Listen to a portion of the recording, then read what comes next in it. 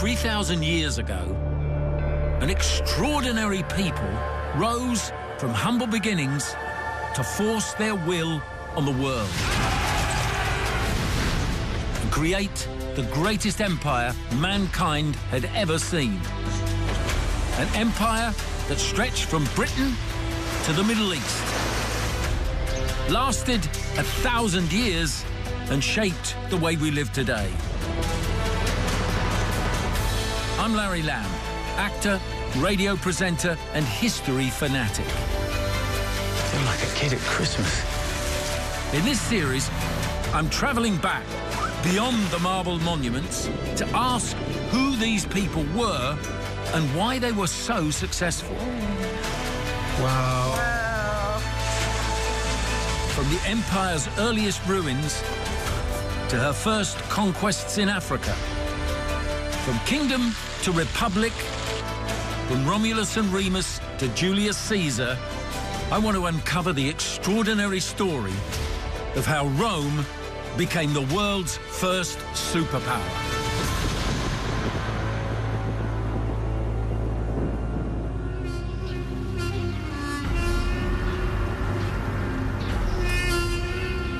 '49 BC. An army stands on the banks of a river in northern Italy. If the soldiers cross, it will mean war, and perhaps the destruction of Rome itself. If they don't, their general faces the loss of his great wealth and lifelong exile.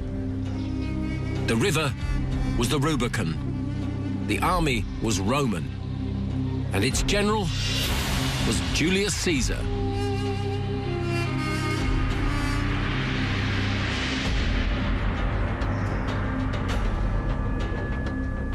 In 65 BC, Julius Caesar was a young public official on the lower rungs of the political career ladder. He was from a patrician family, but he already had a reputation as a highly effective operator. But that didn't stop him being extremely ambitious for power, wealth, and popularity. It should have been easy for the young Julius Caesar. He grew up in Rome, part of a well-to-do family. His father and uncle held top jobs in government. But their investments had turned sour and the family had lost its money. Caesar could have been penniless, and in wealthy Rome, that would end the ambitions of almost anyone. But not Julius Caesar. So if he had no money, but he's got a name, how did he move himself forward? He has something to his credit. This is the greatest orator of his day, and everybody said it, even Cicero. So this is a person who can scheme. This is a person who can think. This is a person who can manipulate and speak so well. Caesar got himself appointed as aedile, a junior post, but with high profile, in charge of staging Rome's famous gladiatorial games. If Caesar did the job right, he could wow the public with flamboyant displays, make himself the talk of the town, and build a reputation. So he planned a year of the most extravagant gladiatorial shows Rome had ever seen. But he had a problem. In Rome, an aedile had to pay for all this extravagance from his own pocket. He doesn't have the money, but he's got the name. He has the right to run for the office. Well, who's going to pay for it? So he finds people. He convinces people. Look, I'm someone that you want to bank on. You're going to get a return for your investment. And that's exactly what happens. So he uses his name to get the job. The job needs money, but he has to borrow the money to do the job. Exactly, exactly. It was the first gamble of Caesar's career. As aedile, he could make the big splash he was hoping for, but would he ever be able to afford to pay back his loans? One thing was certain. He needed the cash. Today, Rome is an expensive city where money talks. Grazie. Around 60 BC, it was no different. Its vast empire fed Rome the wealth of the world, and everything had a price. Why this need for more money? It's never about building up the cash just to have a great stockpile and think, oh, I'm wealthy. You use that money to do favors for other people. You keep on spending, or you loan out to somebody else, or you borrow from someone else. So the money is moving, creating and adding to all the obligations, all the friendships, all the debts. Caesar understood this more than anyone, and spent more than anyone. The extravagance of his gladiatorial games was unrivaled, and sure enough, by the end of his term as aedile, Caesar had made his name famous throughout Rome. But now, he was 31 million sesterci in debt, bankrupt, and facing total ruin. If your career goes sour, if you don't win the next office and the chance to make more money and pay back at least some of it, then suddenly things are pretty bleak and you're forced into a desperate situation where it's exile or face political humiliation. It was time for the second great gamble of Caesar's career. Wealth flooded into Rome from its expanding empire, where ambitious generals governed the provinces and lined their pockets at the expense of local tribes. If Caesar could get a piece of this action, his money worries would be over. But how could he do it?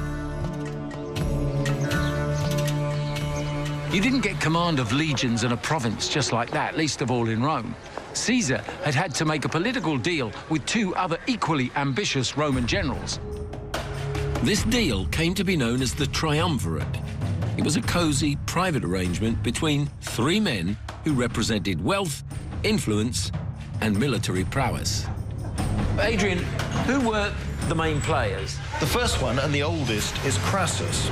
He's known as Dives, the rich, because he's one of the wealthiest men in Rome, and he uses his money to win influence and favor. Crassus needs favors to make sure that some of his other investments in business interests don't turn bad on him.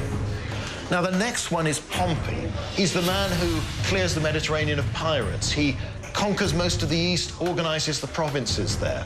But what he wants is approval and ratification for his reorganization of the eastern provinces, but also land for his veteran soldiers. Caesar is the man who, in office, can actually get these things done. The triumvirate agreement didn't come out of the blue. Crassus had already heavily bankrolled Caesar. And Pompey was married to Caesar's daughter. Now, by combining their ambitions, these three men would carve up the empire. Caesar persuaded the Senate to appoint Crassus and Pompey to top jobs. Pompey was made consul of Rome itself and governor of southern Spain. Crassus was given free rein over Syria, a vast land of untapped wealth. In return, Caesar was made governor of Gaul, an unconquered chunk of northern Europe, and given command of 20,000 soldiers. No Roman from this era was more determined to be remembered than Julius Caesar. And even whilst he was fighting an epic campaign, he managed to write his military memoirs, commentaries on the Gallic Wars. And this wasn't just for posterity, this was PR. Caesar wanted everyone to read about his exploits, and while campaigning in Gaul, published his memoirs back in Rome. 2,000 years later, it means Caesar himself can be my guide. As I head to France to find out what happened when Rome's greatest general took on its deadliest enemy.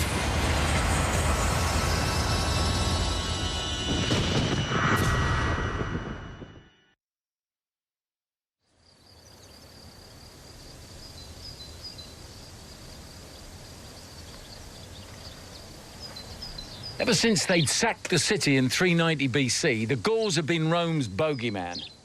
Now, 300 years later, Caesar was planning to take the fight right to them. If he could pull off this double whammy, clear his debts, make his fortune, he'd become a national hero, a true legend. Caesar was an effective politician, but as a general, he was devastating. The statistics for his campaign show how right from the start in 58 BC, his army of 20,000 men sliced through Gaul. In just 8 years, Caesar took 800 towns, pacified 300 tribes, and fought against 3 million men. But of course, it wasn't just land he was hungry for.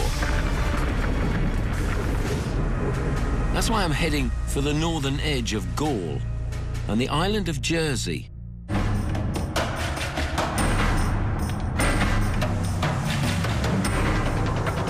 It was here that 2 men metal detecting in a field discovered the very thing Caesar had been looking for all along.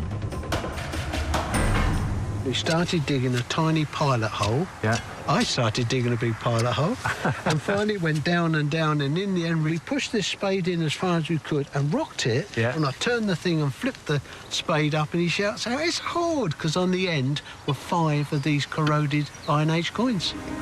How extraordinary.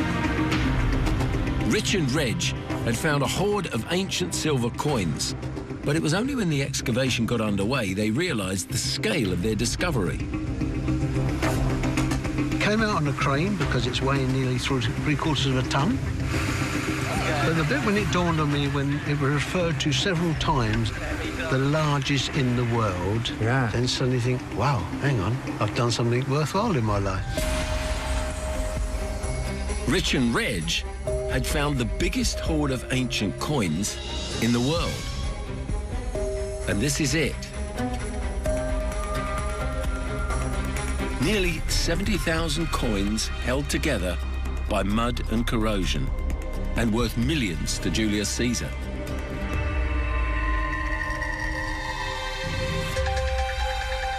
This must weigh a huge amount. Yeah, 500 kilos of gold and silver. This is about 5 times bigger than any hoard we've seen before. So, you know, the sheer size of it came as an enormous surprise.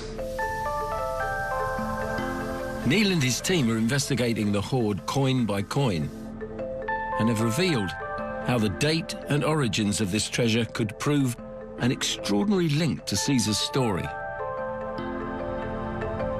Where do you think they came from? We've got a pretty good idea about that, because when we take coins off this and clean them up, they look just the same as ones we found before from a tribe called the Koyosalite tribe. And they lived on the French mainland quite close to us. Why did they bury this, do you think? Well, the one thing we do know is that the date obviously relates to the invasion of Gaul by Julius Caesar. We presume they're here in Jersey, essentially, because we're something of a backwater, that you've got to make the boat trip to actually get here. And they came from the mainland to get away from Caesar's armies. More and more of these hoards appeared at that time, so we're assuming it was just essentially to sort of hide them here. Early offshore banking? A gag we've heard many times. This was what Caesar's campaign in Gaul was all about: silver and gold. That's why today finds of coins in France are so rare, because 2,000 years ago, Caesar stole the lot.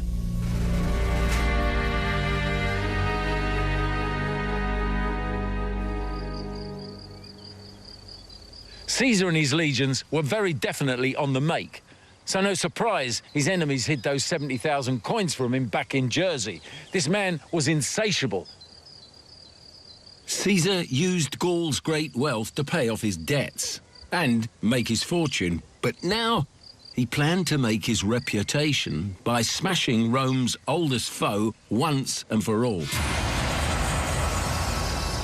To do that, he had to defeat Gaul's most formidable chieftain, Vercingetorix, the wily general who united all of Gaul against the Romans. I've come to Alesia, a hilltop village in central France. 2,000 years ago, it was a substantial, well-defended fortress, where, in 52 BC, Caesar says he finally cornered Vercingetorix and a vast army of Gauls. How would this epic showdown unfold? Caesar says here there were 80,000 rebel Gauls occupying the hilltop town of Alesia. But it's the next bit that makes you understand just how relentless and determined Caesar could be. He says it was clearly impregnable except by blockade. So, what does he do? But he orders his army to build a wall completely encircling the town. And he says the siege works had a circumference of 10 miles. 8 camps were placed in strategic positions linked together by fortifications. I mean, imagine, a fortified wall 10 miles long. I mean, that's a massive civil engineering project, and to think that he had within his legions the manpower and the skills to carry it off.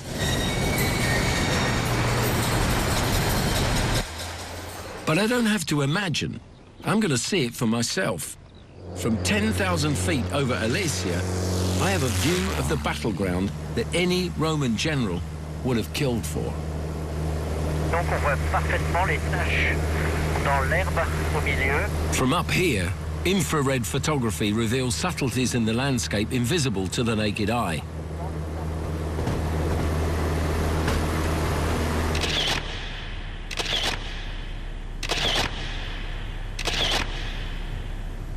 But it takes an expert to interpret these images. Quand je vois par là les traces, qui sont des lignes de César. Qui sont les lignes de César. C'est l'ensemble de la circonvallation, c'est-à-dire qu'elle fait tout le tour de l'oppidum d'Alésia, où était réfugié Vercingétorix, pour empêcher les Gaulois de sortir, pour qu'ils puissent se rendre quand ils n'auraient plus rien à manger. 10 miles of ramparts shut off Alesia from the outside world. But these photographs reveal another line of defences, because Caesar built not one rampart, but 2.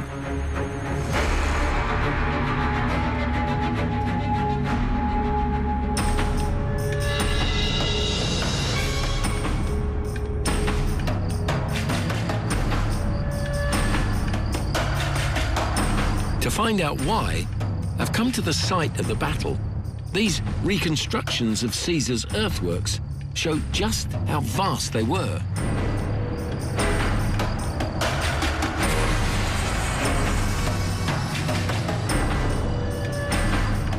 Vercingétorix's army took refuge on the hilltop town, and as it was a long hill protected by steep slopes and ramparts, Caesar decided not to attack but to besiege the Gallic army. And that's why he built this rampart. The first rampart encircled the entire town and faced inwards.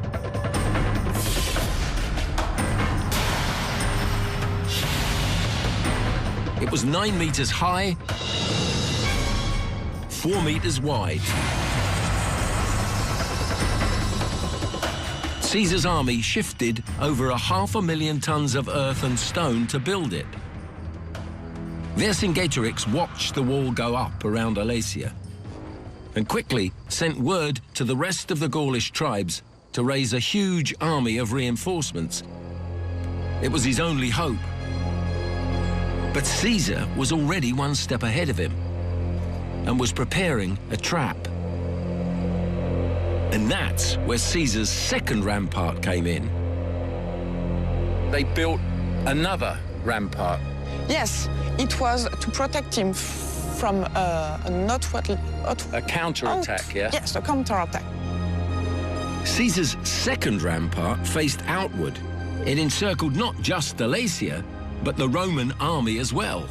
It was defended by deep ditches, vicious stakes, hidden traps, and towers placed every 30 meters, all designed to keep the Gauls' reinforcements at bay. Now, all Caesar had to do was wait, as for 4 weeks he laid siege and starved his enemy inside Alesia.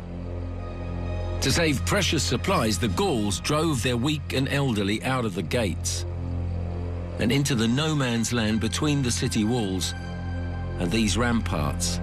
Caesar describes the scene.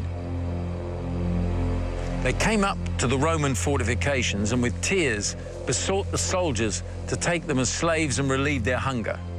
But Caesar posted guards on the rampart with orders to refuse them admission. I mean, they were just forced by both sides to starve to death. absolutely no hope at all. Only the Gauls' army of reinforcements could save Vercingetorix now. And Caesar's trap was waiting for them. They attacked. And Caesar describes what happened. He writes, the Gauls impaled themselves, or were pierced and killed by the spears hurled at them from the ramparts. They did not succeed in penetrating our lines of defense anywhere. Over 4 days of battle, Caesar says 250,000 Gauls were killed and 40,000 more taken captive. Vercingetorix had no choice but to surrender. But Caesar wasn't content with victory alone. There was profit to think of. With his enemy on their knees, he added to his fortune and their misery by selling them as slaves. It says here that Caesar sold over 1 million captives into slavery and shared the proceeds amongst his army. So you get the sense that he ran his campaigns like a kind of business. Obviously, he had to fight strategic battles, but he always needed a reliable source of funds. With Caesar, money was always at the heart of things.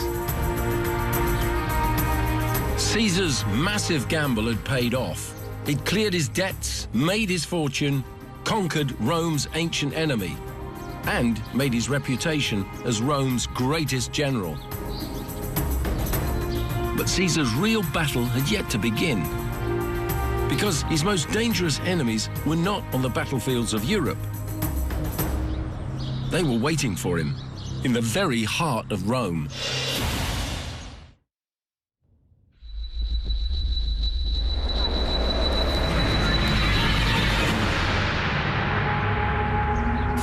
BC, Julius Caesar had conquered Gaul and was heading back to Rome, unimaginably rich from the spoils of war, and now one of the Republic's most powerful men.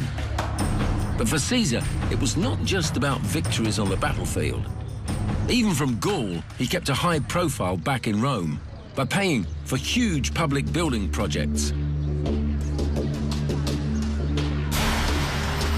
Like his giant Caesar's Forum.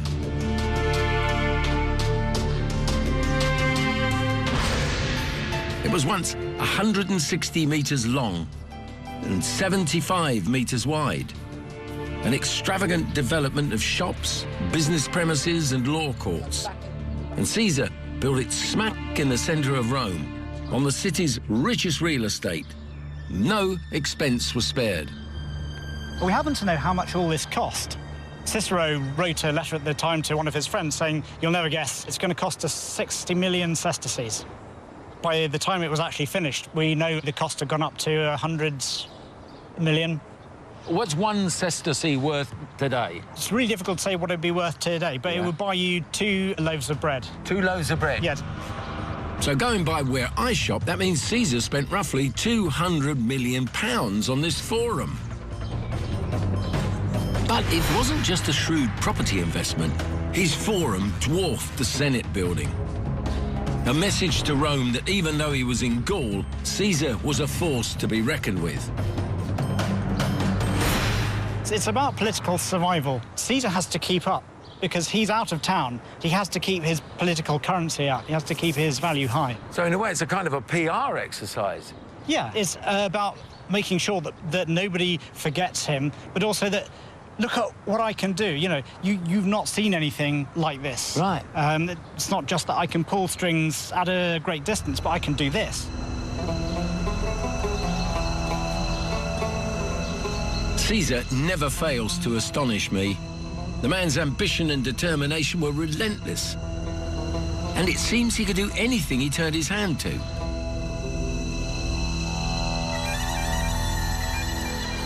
I suppose, like everybody, I thought Julius Caesar was a general, a leader of men. But in actual fact, he was a property developer. He was a great influence peddler, a PR man, a politician par excellence. He knew how to make loans to the right people at the right time. He was, whatever else, a real operator. Caesar's self-promotion was especially scrutinized by one man, his arch-enemy, Cato the Younger. He'd followed Caesar's career from the start with disgust and alarm. To him, Caesar was just a lawbreaker playing fast and loose with the principles of the Republic. Now, Cato was left convinced Caesar's ambition was for one thing: sole command of Rome. Cato is someone who makes his reputation on never changing his mind, on never backing down, on always sticking to the absolute letter, the principle. And the way that he projects his image as this stern advocate of traditional virtue is very much like Caesar's constant advertising himself as this flamboyant, capable, gifted, the man who will get things done. Cato is in many senses the man who will stop things from being done unless they're done in the right way. Cato was determined to bring Caesar down. In 53 BC, he got his chance, when the triumvirate, Caesar's key political alliance, began to crack. Pompey was married to Caesar's daughter. When she died unexpectedly, a vital family tie was broken. A year later, Crassus was killed in battle. Rome's status quo was in meltdown, and the city in chaos. Senators turned on each other. The fight turned dirty as bribery and mob violence became a fact of daily life.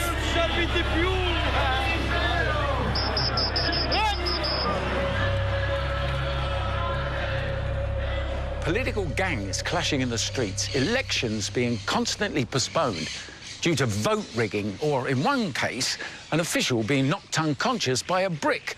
And then finally, the actual murder of one politician by another here on the Via Appia, the Queen of Roads, and the whole thing boiled over into open rioting.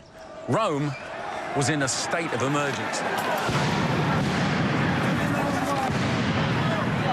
The Senate was desperate for a return to order. With Crassus dead and Caesar still on his way back from Gaul, they turned to the one man who could restore calm: Pompey. In desperation, they made him sole consul. Pompey restored law and order in no time and made himself the darling of the Senate, free to enjoy power and to pursue his own agenda. So he had no further use of Caesar, and the triumvirate was dead.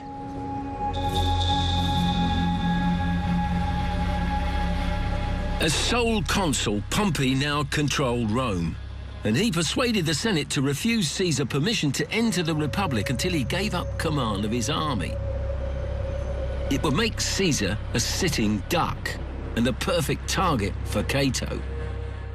He was planning to destroy Caesar not on the battlefield, but by attacking him in court, with accusations that Caesar's huge profits from Gaul were made illegally through corruption and embezzlement.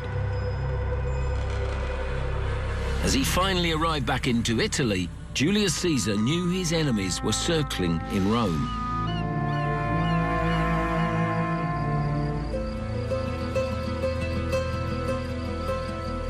I'm heading north, to the place where Caesar made the biggest decision in Roman history.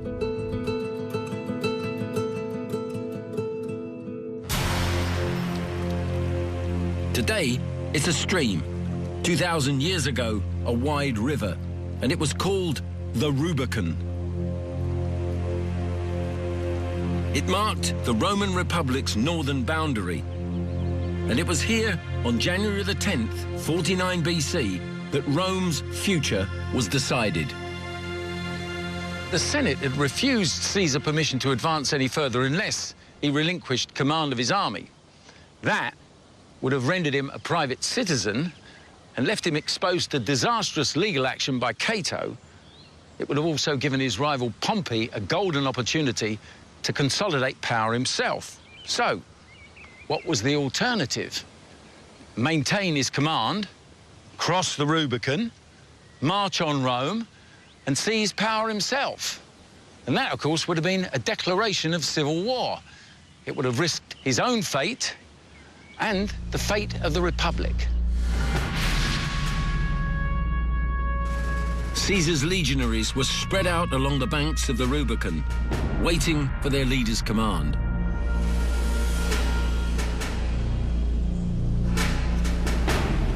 Caesar breathed 3 immortal words, Iacta alia est. The die is cast. Then he ordered his men to cross the Rubicon, and those words would tear the Republic apart. It was a declaration of civil war. Caesar and his army stormed towards Rome, but they found the city practically deserted.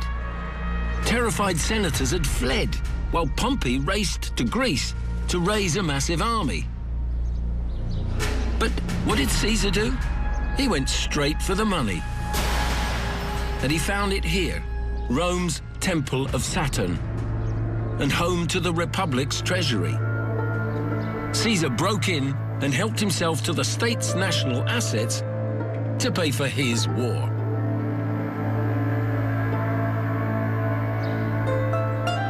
Caesar records that there are 45,000 bullion bars of silver and gold and 30 million sesterces. So we're talking about a huge pile, a massive treasury. And that's the sort of thing that the city of Rome, being so wealthy, has on standby in cases of emergency like this. So he took the state's fund, the state's emergency fund, for himself. Well, at this point, he is the state. He's saying, I am the legitimate person here, and it's Pompey. He's the guy that's not legitimate. So I can take over these funds for the well-being of the state. 45,000 bars of gold and silver, 30 million sesterces. I mean, that is a lot of money. I mean, it's even more than he owed when he went to Gaul in the first place. So now he's stealing it. I mean, this man certainly had some nerve. With his army paid in stolen gold, Caesar set out to hunt down Pompey and his allies. For the next 3 years, Caesar brought the battle to his enemies in every corner of the empire.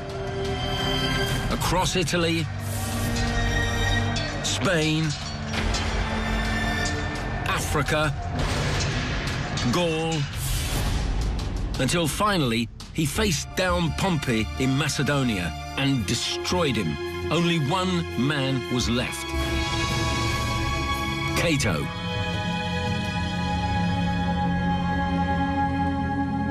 Cato could see the writing was on the wall. His beloved republic was in its death throes, his sworn enemy on the verge of victory.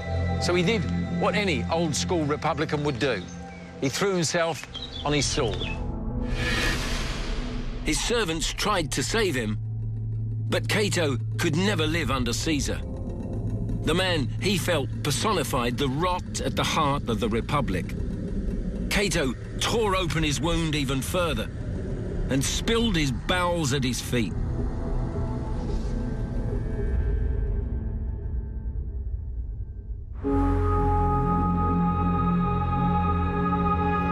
With his arch-enemy out of the way, Rome was now Caesar's. And of course, he'd fought long and hard for the Eternal City. But the question is, how long would he hang on to the prize?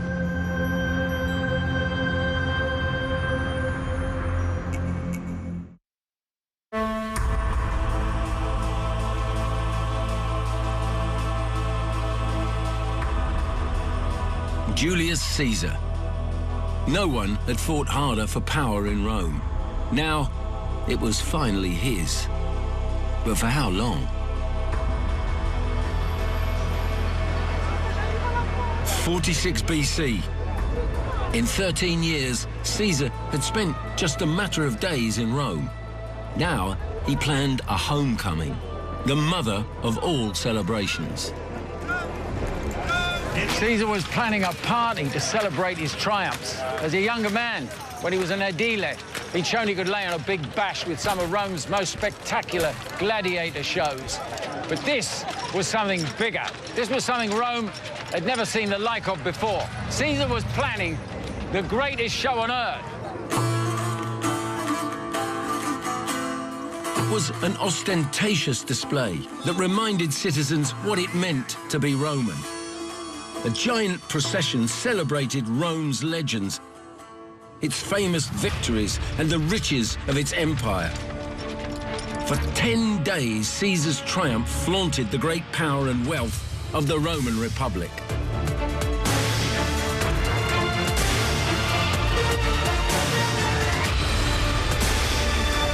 This is a real spectacle. You would have seen tens of thousands of people standing around just vying for a view of the parade.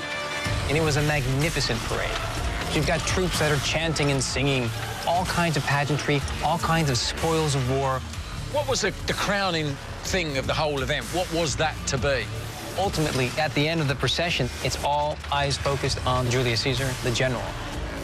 And outside of the whole procession, would it have been a festival of events? Absolutely. As it were? Part of the process, you as the victorious general, you would have been giving all kinds of goods to the people of Rome. That could be in the form of money, it could be in the form of food or wine. And so everyone's going to cash in and everyone's winning the lottery because this one guy was successful. Caesar had won power, but to maintain it, the spending had to continue. At the end of the festivities, Caesar gave every one of his legionaries 5,000 denarii. Every centurion got 10,000. Every prefect got 20,000. And a parcel of land each as well.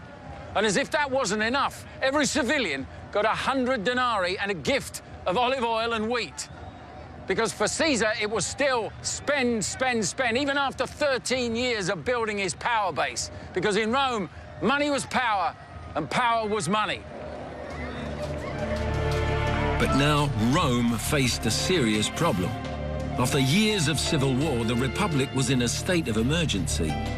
Under the Constitution, the Senate could legitimately appoint a dictator to sort out the mess. Guess what? Caesar insisted it was him.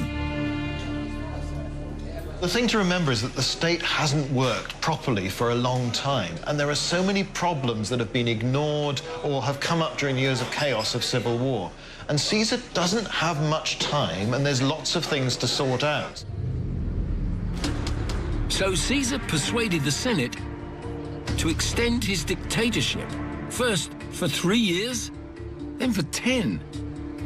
This was entirely un-Republican and left conservative senators increasingly anxious. The real fear is, how long will this go on? Will there come a point when Caesar will say, right, I've sorted out the problems, we'll go back to the old ways of doing things, I'll step back, we'll use the traditional methods.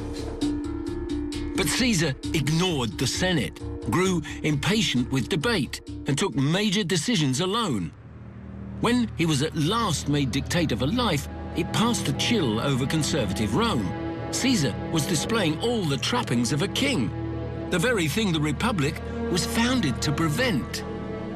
The state isn't supposed to be run by one man with permanent power. People are uncomfortable, not so much with what Caesar's doing, but with what's going to happen. Will he ever step back? Will a free republic ever return? And that's the deep-seated worry, more than what he's doing. Finally, in 44 BC, worry turned into panic. 60 senators came together to plan drastic action and conspired in a desperate and dangerous plot to save the Republic. They put their notorious plan into action on a now iconic date. Sometime before, Caesar got an ominous warning from his soothsayer. Beware the Ides of March. But that wasn't the only omen. Daybreak. Caesar was due to attend a meeting at the Senate that morning, but his wife, Calpurnia, had had a terrible dream in which she was holding his murdered body.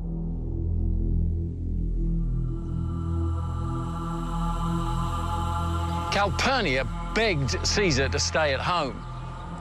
And Caesar even sent word that he was too ill to come to the Senate meeting. But one of the conspirators called on his home and persuaded him to attend. On his way to the Senate, Caesar bumped into the soothsayer. Aha, he said, the Ides of March are come. Yes, said the soothsayer, they are come, but they're not yet gone. Late morning. Caesar arrived at the debating chamber. Inside, senators were waiting to start the day's business. Among them, 60 conspirators, each hiding a slender dagger. Caesar entered the chamber. He walked towards his golden chair. But the senators started to cluster around him. And in a violent frenzy, they attacked him with their knives. Caesar was unarmed, and in the crowd of attackers that surrounded him saw the faces of some of his closest allies. Famous names like Cassius, Brutus, men who had fought for Caesar, but who now turned on him. Caesar was stabbed 23 times. And finally, he fell to the floor dead.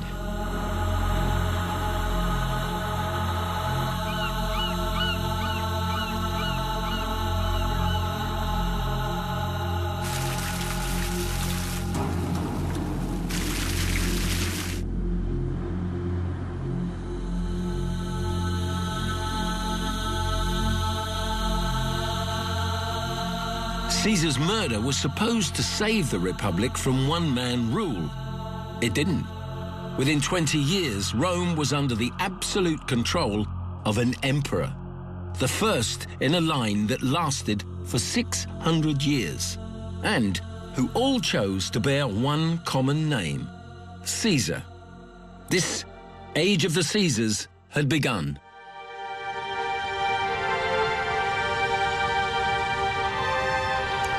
When I began this journey, the Rome I found consisted of simple huts, which then became a city-state, then a fledgling empire. Rome's ambition was relentless, and that was the reason the Republic came to an end.